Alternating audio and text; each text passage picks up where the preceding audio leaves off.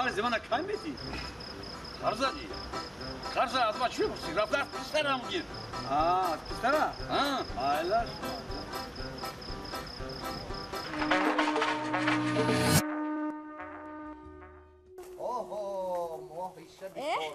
سلام داداش و علیکم السلام چه ماهی شب 14 من شما نقص ها رحمت سلامتیو ها کرو چه خیلی کرو کرو منه همه ای حجت های لازمی چل کردی اساسش میدونه چی جونکم این حولی نو به نام خدا کرد وای ممنونم داداش خیلی من از شما مینت دار خیلی من خورسند وا چی گپ خورسند با زادروز نه داداش مهمون آمدگی بود خواهرم اومدن خواهرم خواهر چون هر وقته خواهرکان رو اپا و بر اپا خواهر عزیز است وای بعد از خواهرم دو سه مرد شما رو پرسیدم نمیدونم قرضدار گفتن شما از چی؟ قرضدار گفتن شما از ویو سرانکی ساده او آدمی قرضدار دو سه حولی دو سه خانه سه چهار ماشین میگیرد وای قرضای منه باور نکن آمد گم نمیدونم و قرضای همون خدا رحمتی پدرم 10 سال 8 سال 15 سال پیش من نمیدونم برای چی گرفتگی در این باره گپ نزن همین سلیمان جان سلیمان جان باز من شما باید چوی دم کردم در کار اسمش چوی در کار نیست سلیمان در کار نیست برای من فقط بدون چی لازم چیکار کنم داداش بعد قدر دواده و استراحت یک هفته شد تو مرا همجا آوردگی فهمیدی آواز سلیمان جان نبراید تا سحر استراحت میکنم مانده شدم تا سحر فهمیدم شب بخیر شب بخیر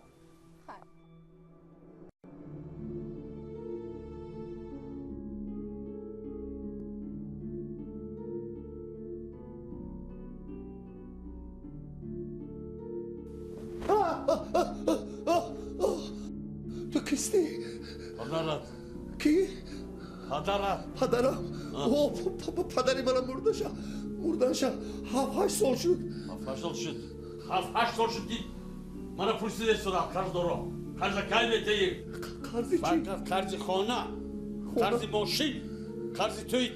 کدوم چه خونه؟ گفتی که من خانه داشاره گرفته تید جروهای من همش داشاره خانه دارم من تو با داشاره قرض و کوالا کردم خیشی تبارا از همه خاله تاگا فهمو قرض ماشین جروهای من ماشین قیمت بها دارن 75,000 به من تو با ماشین گرفته دادم قرض و کوالا کردم میتیم ولی هم قرضش ندادم میتیم من میتیم گفتی پدر جان من خودم قرض توی چی؟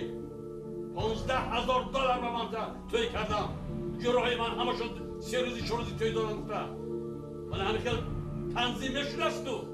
فهمیدم کی میکردی قرضهای؟ من میکنم قرضهای کن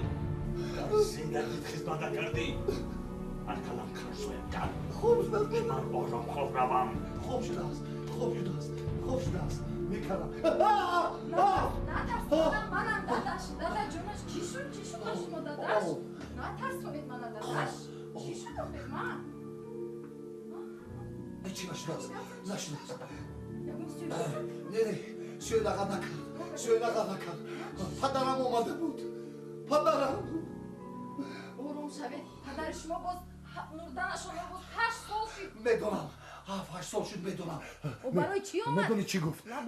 گفت که برای قرض اومدم قرض حولی قرض ماشین قرض توی من و تو آرام شو داداش گوش کن منم یکم این که در پدر شما 8 سال پیش وفات کردگی دوم این که منو گوش کنید در قیامت پدر پسر رو نمیشناسد مادر دخترش رو هیچ کس رو نمیشناسد راست؟ ها دیگه آرام شوید داداش خوب کنید به تشویش هیچ کس رو نمیشناسد گفتم کو آرام شوید توبه کردم این مردک نادان نه هوای خونه رو به نام خود کردنی من نمیگذارم چی گفتی زنک؟ هیچ چیز آرام خوب کن زحمت هایداش در حقیقت در اون دنیا یگان کس نمیشناسد من یگان قرض نمیتیم آرام خواه میروم بهتره